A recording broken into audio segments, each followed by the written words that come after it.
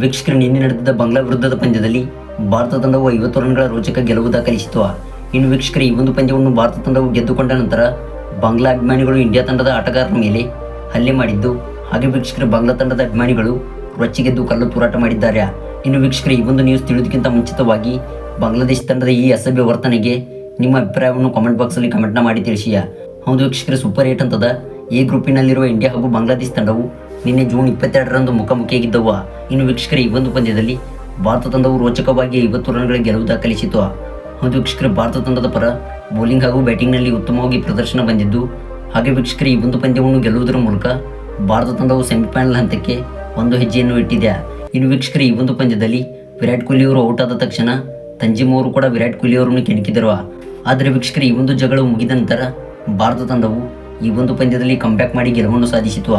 ಆದರೆ ವೀಕ್ಷಕರು ಈ ಒಂದು ಪಂದ್ಯವು ಕೂಡ ಮುಗಿದ ನಂತರ ಬಾಂಗ್ಲಾ ಅಭಿಮಾನಿಗಳು ಮೈದಾನದಲ್ಲಿ ಕಲ್ಲು ತೂರಾಟ ಮಾಡಿದ್ದಾರೆ. ವೀಕ್ಷಕರು ಇದರಿಂದಾಗಿ ಎಲ್ಲ ಅಭಿಮಾನಿಗಳಿಗೆ ದೊಡ್ಡ ಇಂಜುರಿ ಆಗಿದೆ.